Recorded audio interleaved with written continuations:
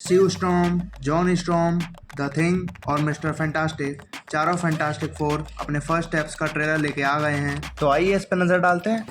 तो trailer start होता है द टेड गिलबर्ट शो से, जहाँ पर मिस्टर टेड गिलबर्ट हमें फैंटास्टिक फोर का इंट्रोडक्शन और ओरिजिन समझा रहे होते हैं, जो बताते हैं कि 4 एस्ट्रोनॉट्स स्पेस में गए और जब वो वापस आए तब वो लोग बदल चुके थे। उनके पास सुपर पावर्स थी, जो कि होती हैं मिस्टर फैंटास्टिक की सेलुलर इलास्टिसिटी, कुछ अपना इलास्टिक गर्ल जैसे। स्यू स्टॉर्म जो कि इनविजिबल हो सकती है और फोर्स फील्ड्स क्रिएट कर सकती है। जॉनी स्टॉर्म के पास फायर की पावर है और थिंग एक पत्थर। आगे हम ट्रेलर में थिंग को बच्चों के साथ खेलते हुए देखते हैं और साथ ही साथ पब्लिक को देखते हैं फैंटास्टिक फोर को थैंक्स कहते हुए। फिर हमें फैंटास्टिक फोर की टीम का एक लुक दिखाया जाता है, जहाँ पे हम देख सकते हैं उनकी कॉस्ट्यूम्स को। और इसमें एक चीज़ नोटिस की जा सकती है कि सबके सूट्स एक दूसरे से थोड़े अलग हैं। थिंग और जॉनी स्टॉर्म के सूट्स जो हैं उनमें कॉलर और स्लीव्स वाइट कलर की हैं, वहीं पे स्यू स्टॉर्म के सूट में सिर्फ कॉलर वाइट कलर का है और मिस्टर फैंटास्टिक का सूट पूरी तरह ब्लू है। फिर हमें हर्बी को दिखाया जाता है, जो थिंग और जॉनी स्टॉर्म की खाना बनाने में मदद कर रही है। पीछे घड़ी में 6:30 बज रहे हैं, जो कि हमें पिछले टीजर में बताया गया था कि ये लोग हर संडे शाम 7 बजे साथ में डिनर करते हैं, तो उसी की तैयारियां चल रही हैं। और साथ ही साथ मैं आपको बता दूं, हर्बी को कॉमिक बुक्स में गैरेक्टर्स को ढूंढने के लिए बनाया गया था। अब यहाँ तो गैरेक्टर्स के आने से पहले ही हर्बी एग्जिस्ट करता है, तो मे भी क्या पता ये इसमें भी हेल्प करा सके गैरेक्टर्स को ढूंढने में। फिर यहाँ पे 2 सीरियल्स दिखाते हैं, एक लकी चार्म्स और दूसरा किक्स। और अगर आप नोटिस करते हो तो यहाँ पर हमें इसकी दूसरी साइड पे जॉनी स्टॉर्म की एक इमेज देखने को मिलती है, जो कि ली गई है फैंटास्टिक फोर इशू नंबर 3 से। और इसी कॉमिक बुक में फैंटास्टिक फोर को पहली बार उनकी ट्रेडमार्क कॉस्ट्यूम्स मिलती हैं। फिर जॉनी सूजन और रीड्स को बोलता है यू आर लेट, सूजन बोलती है यस वी आर। और फिर ये बात बताई जाती है कि सूजन is pregnant. Yes, Franklin Richards finally MCU में आने वाला है। और ये बात सुन के जॉनी बहुत खुश हो जाता है, वो सूजन को गले लगाता है और रीड्स को बोलता है तेरे तो लग गए। फिर हमें शाला बाल की सिल्वर सर्फर का पहला लुक दिखाया जाता है। वो फैंटास्टिक फोर से पूछती है कि तुम ही हो यहाँ के हीरोज़? वो बोलते हैं हाँ, तो उन्हें वार्न करती है कि तुम्हारी दुनिया का अंत आ गया है, तैयार रहना, और वो वहाँ से चली जाती है। जॉनी उसका पीछा करता है, मगर ना, वो उसका कुछ भी नहीं उखाड़ पाता। तो यहाँ हमें बैकग्राउंड में रीड्स की आवाज़ सुनाई देती है, जो बोलता है it's my fault, I stretch the bounds of space and they heard.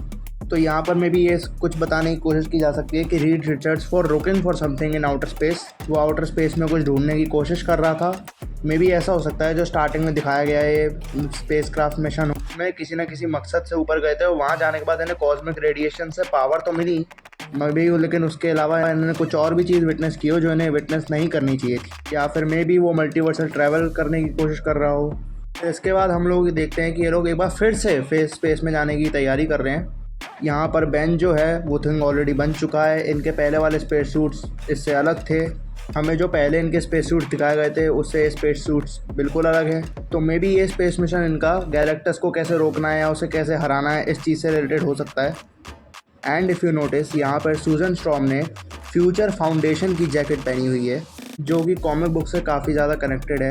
तो कॉमिक बुक में फैंटास्टिक फोर मिलके फ्यूचर फाउंडेशन को सेटअप करते हैं, जो कि यंग और टैलेंटेड बच्चों को पढ़ाता है, ताकि वो लोग नई नई चीज़ों को डिस्कवर कर सकें। और नई चीज़ों से यहाँ पे मतलब है नए प्लैनेट्स, नए यूनिवर्सेस।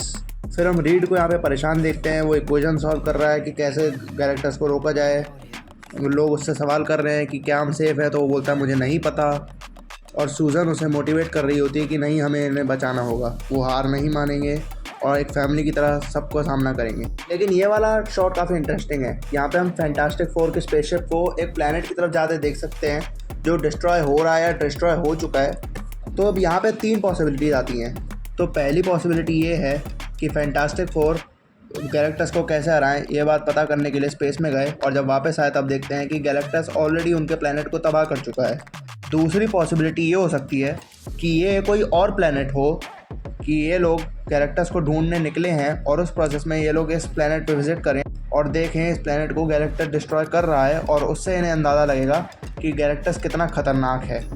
और तीसरी पॉसिबिलिटी ये हो सकती है कि ये स्टार्टिंग का सीन हो, जहाँ फैंटास्टिक फोर स्पेस में जाते हैं और इस प्लैनेट के डिस्ट्रक्शन की वजह से या इसके रेडिएशन की वजह से इन्हें इनकी पावर्स मिलती हैं।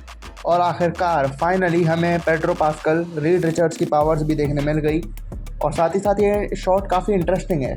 क्योंकि हम इसमें पीछे गैरेक्टर्स को भी देख सकते हैं बिल्डिंग को डिस्ट्रॉय करते हुए, और साथ ही साथ रीड के हाथ में एक ऐसे रॉड जैसा हथियार है जो शायद अल्टीमेट नलीफायर हो सकता है। अल्टीमेट नलीफायर कॉमिक बुक्स में एक हथियार है जो फैंटास्टिक फोर यूज़ करते हैं गैरेक्टर्स को भगाने के लिए। ये एक छोटा सा दिखने वाला गन टाइप का स्ट्रक्चर होता है, लेकिन इसे यूज़ करने के लिए बहुत ही की इंग्रेडिएंट चाहिए होता है, और वो ये है कि जो भी इसे यूज़ करेगा उसकी विल पावर बहुत ज़्यादा होनी चाहिए। और फिर ट्रेलर के आखिर में हम देखते हैं रीड रिचर्ड्स पब्लिक को वादा कर रहा है कि हम बचाएंगे आपको, जो मुझे नहीं लगता कि रीड्स एक्चुअल में कर पाएगा, क्योंकि उसकी अर्थ डिस्ट्रॉय हो जाएगी और फिर वो मार्वल के MCU के 616 यूनिवर्स में आएगा।